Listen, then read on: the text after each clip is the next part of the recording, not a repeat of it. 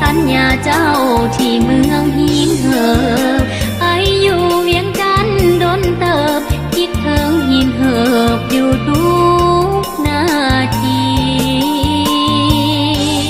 ความหวังยังคอยน้องจะเคลื่อนคอยวันกลับขึ้นมาทางที่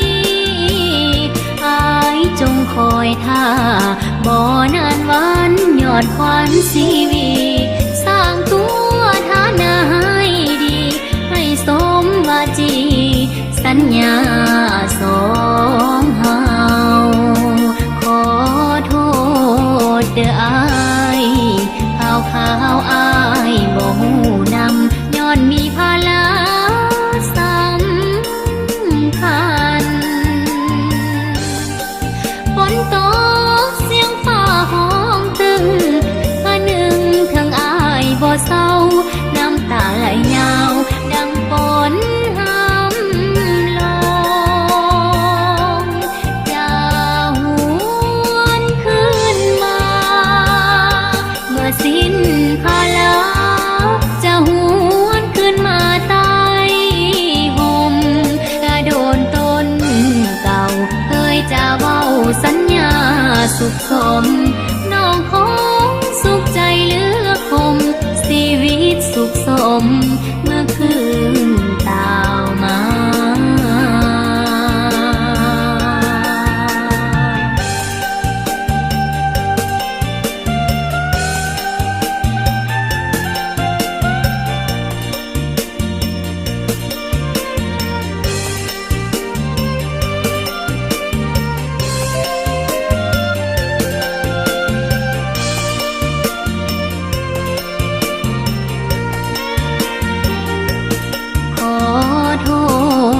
เด้ออายข่าวอายบ่ฮู้นำย้อนมีภาระสำคัญฝนตกเสียงฟ้าห้องตึงอันหนึ่งทั้งอายบ่เศร้าน้ำตาไหลยาวดังฝนห้ำลงจะหวนคืนมาเมื่อสิ้นภาระจะหวนคืนมาใต้